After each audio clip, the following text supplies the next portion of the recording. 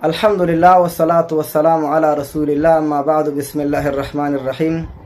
إن الله لا يغير ما بقوم حتى يغيروا ما بأنفسهم. صدق الله العظيم.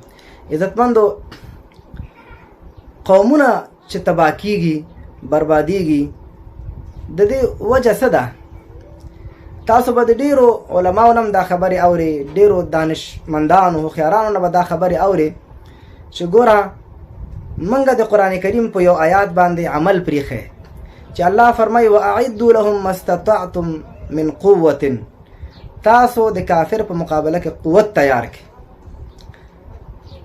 تاسو تیاری جوړ کړئ، تاسو اټم بم جوړ کړئ، تاسو میزایل جوړ کړئ.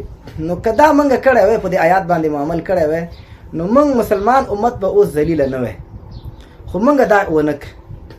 دا خبره به تاسو ډیر علماو نه اوري، دا خبره په خپل ځای صحیح ده، خود هلاکت نه د بچ کېدو د پاره یوازې دا لاره نه ده.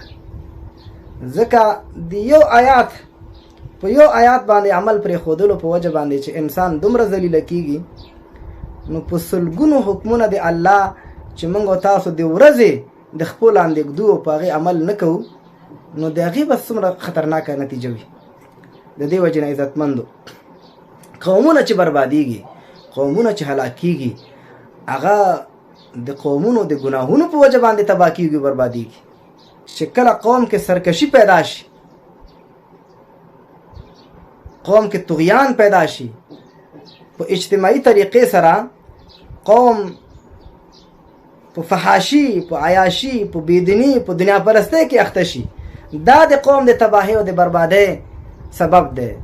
کوم قوم چې دغسې حالاتو سره مخ شي، دا که بالستیک انټرکانټیننټل بالستیک میزایل هم ولري، دا که B2 بم غورځونکې تیاره هم ولري، دا که B250 بم غورځونکې تیاره هم ولري، دا که اټم بم هم ولري، دا که پرمختللي رادار سیستمونه هم ولري، خو بیا به هم دا قوم بربادیږي او هلاکیږي.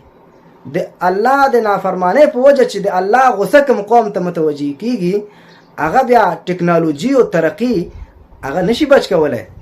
الله فرمایي ومن یهین الله فما له من مکرم.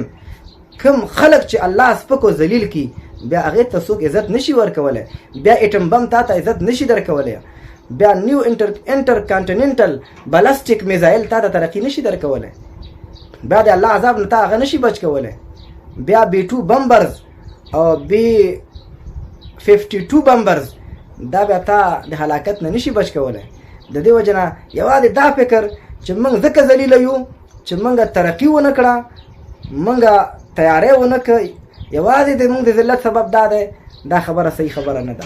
زموږ د ذلت نور ډېر سببونه دي چې په یو آیات باندې د عمل کولو په وجه انسان دومره ذلیله کیږي، دا چې په لسګونه او په سلګونه آیاتونه د ورځې زموږ او ستاسو په ټولنه کې، زموږ او ستاسو په معاشره کې، زموږ او ستاسو په کور کې د هغې نافرماني کیږي، او د هغې نتیجه به د هلاکت او تباهي او بربادي نه وي.